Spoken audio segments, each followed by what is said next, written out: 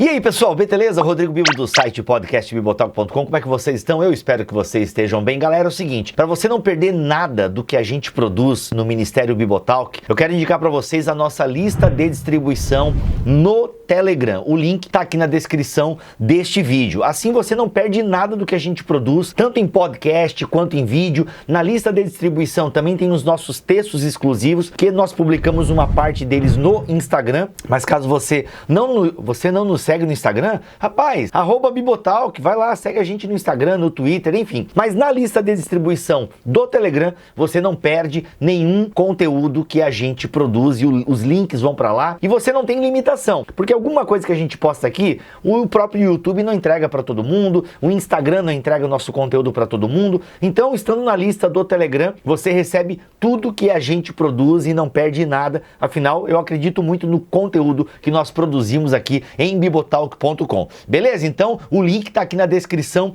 deste vídeo, assim como o @ do nosso Instagram e do nosso Twitter. Não tem segredo, né?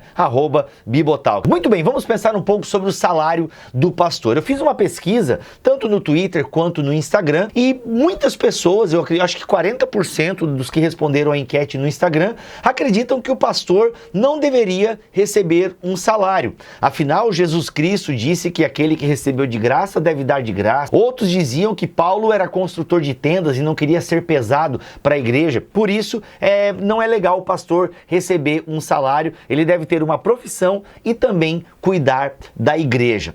Então, vamos conversar um pouco sobre isso, porque nós precisamos entender um pouco os textos bíblicos e entender algumas realidades, tá? Tem gente até que acredita que se o pastor recebe salário da igreja, não deveria ter férias. Onde já se viu pastor tirar férias? Já ouvi isso, né, de amigos meus que são integrais no ministério e ouvirem isso. Ah, pastor, como assim férias? E se morre alguém? E não sei o que, não sei o que lá. É complicada a vida de pastor. Vamos conversar e pensar um pouquinho sobre isso no vídeo de hoje. Bem, algumas questões importantes para já colocarmos no início do vídeo. Eu estou partindo do pressuposto aqui de que o pastor é um bom pastor, tá? Eu sei que existem péssimos exemplos de pastores que enriqueceram com a igreja sem fazer nada, e é por isso que não tem que dar salário mesmo. Olha só o caso daquele cara lá, daquela mulher lá, pessoas que enriqueceram com a igreja e são péssimos pastores. Gente, eu sei que existem péssimos exemplos, mas aqui eu estou partindo do pressuposto de que é um bom pastor, uma boa pastora para aqueles ministérios que ordenam mulheres ao pastorado. Vamos lá.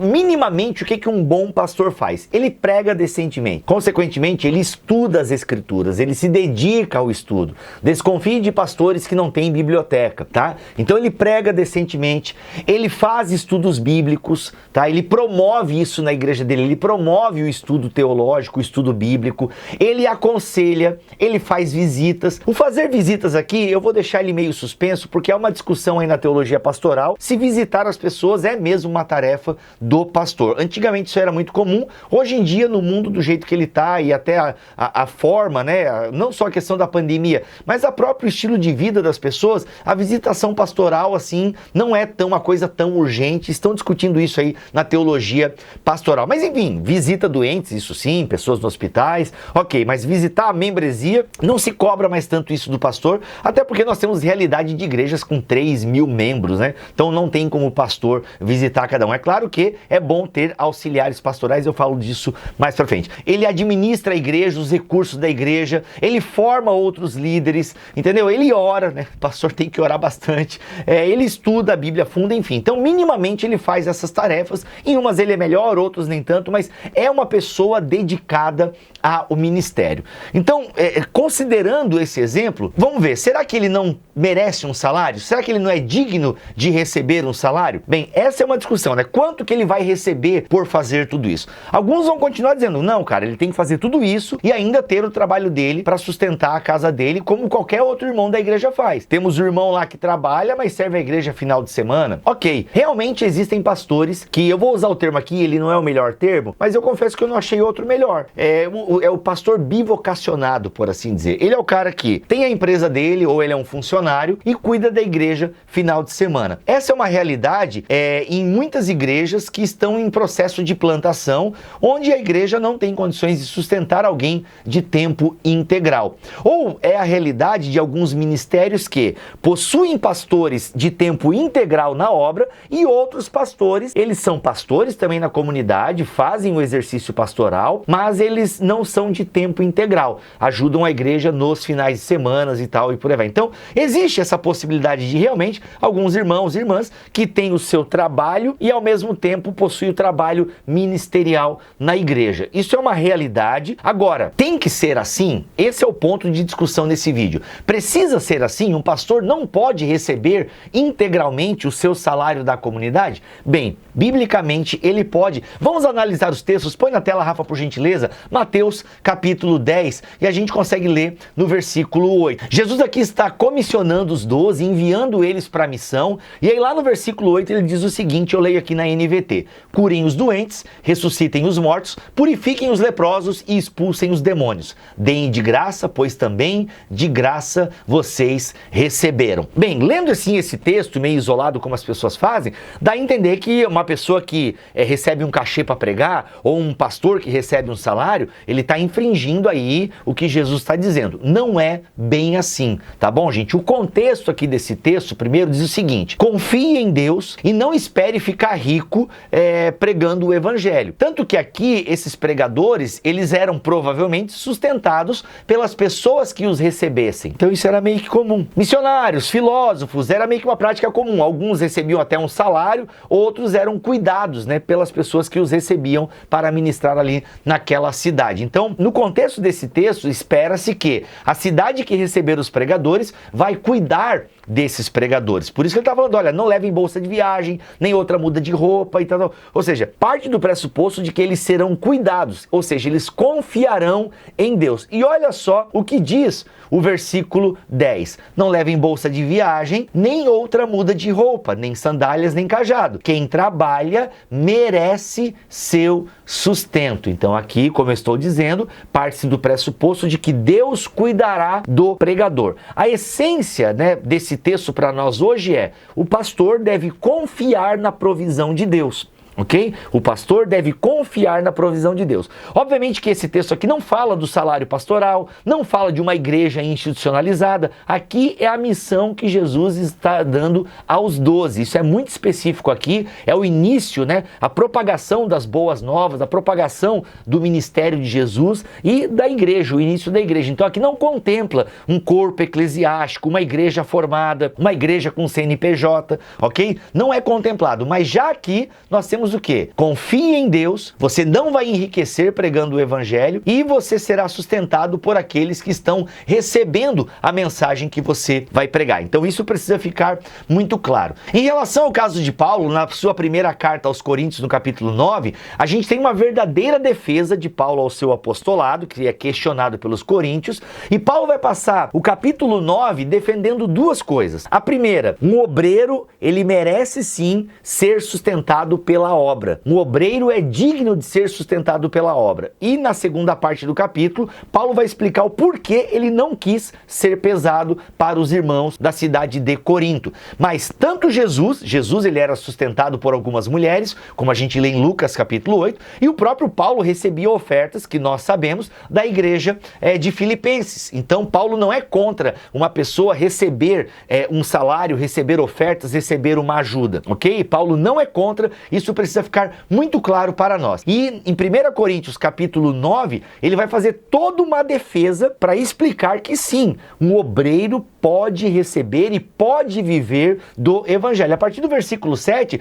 ele começa a explicar aqui, ó, que soldado precisa pagar pelas próprias despesas? Que agricultor planta uma videira e não tem direito de comer de seus frutos? Que pastor cuida de um rebanho e não tem permissão de tomar de seu leite? Aí no versículo 8 ele vai dizer o seguinte: será que expresso apenas uma opinião humana ou a lei diz o mesmo? Olha só, Paulo está usando aqui exemplos da vida cotidiana, ok? O soldado soldado, o agricultor, o pastor. Ele pega exemplos da vida cotidiana para mostrar que é normal. Um pastor que cuida do rebanho, ele tem permissão para tomar daquele leite. Assim como o soldado não vai pagar pelo próprio soldo e o agricultor tem direito de comer dos seus frutos. Bem, mas, gente, eu estou citando aqui exemplos da vida natural. Será que a lei do Senhor não diz nada em relação a isso? Aí no versículo 9 ele vai dizer o seguinte: pois está escrito na lei de Moisés, não amordassem o boi para impedir que ele coma enquanto trilha os cereais. Deus estava pensando apenas nos bois quando disse isso? Versículo 10. Será que, na verdade, não estava se referindo a nós? Sim,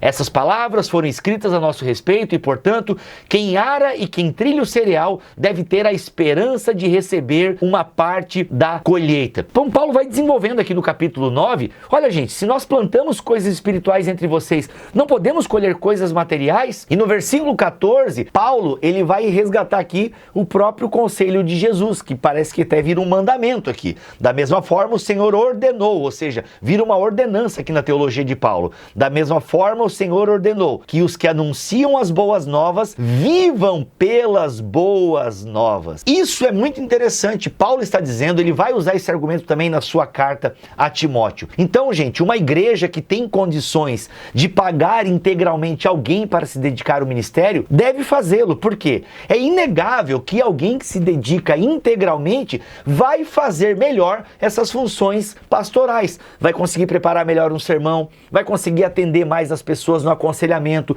vai conseguir promover mais o discipulado, vai conseguir fazer mais visitas, vai conseguir se dedicar, vai conseguir ter mais tempo também de qualidade, porque isso é uma coisa muito ignorada no ministério pastoral. O pastor precisa de tempo de qualidade, ele precisa de férias, né? Tem pessoas que, não, se é contratado da igreja, não, nada de férias. Tem gente que reclama que o pastor tira férias. Eu sei, gente, pode parecer meio absurdo, mas acreditem em vocês, tem pessoas que reclamam que pastores tirem férias e desliguem o celular, tá? É claro que cada igreja precisa ver também a sua realidade, né? Por isso que, assim, pastor não pode ser sozinho na comunidade. É bom que tenha uma equipe pastoral. Por exemplo, o meu pastor, nesse exato momento, tá de férias, tá curtindo, show de bola. Mas a igreja não tá desamparada. Ficou uma equipe pastoral, então a igreja está sendo amparada. Então, gente, assim, se a igreja tem condições, é bom que ela invista em obreiros de tempo integral. E digo mais, invista para que ele viva decentemente. O que a gente entende do evangelho é que o pastor, ele não vai enriquecer às custas do evangelho e da igreja, tá? Isso talvez é uma coisa que a gente até vai discutir em outro vídeo e num podcast. Agora, um pastor não deve se preocupar com dinheiro. E a partir da teologia bíblica, a gente entende que ele deve levar uma vida modesta, e essa vida modesta também depende muito do contexto em que ele está vivendo. Por exemplo, a maioria do salário pastoral é de R$ 2.500 a R$ 6.000. Tem essa variabilidade aí, segundo uma pesquisa que eu estava vendo aqui. Agora, tem pastores que ganham 15 mil e 20 mil. E acredite você, 20 mil é um baita de um salário, 15 mil é um baita de um salário. Ninguém nega isso. Mas dependendo do contexto onde a pessoa mora, talvez não seja um grande salário. Entende o ponto? Então, depende muito onde o pastor está inserido. Afinal, comunidades ricas também precisam ter igrejas plantadas lá, também precisam ter pastores. Então, tem toda uma coisa envolvida, tá, gente? O fato é que pastores não deveriam se preocupar com o dinheiro e devem ter um salário digno para viverem bem, para que eles se preocupem com as coisas que realmente importam, sabe? Não dá para ver igrejas que possuem uma boa arrecadação com pastores mendigando salário, com pastores sem condições de dar uma vida digna para a sua família. Vou dar um exemplo aqui bem prático.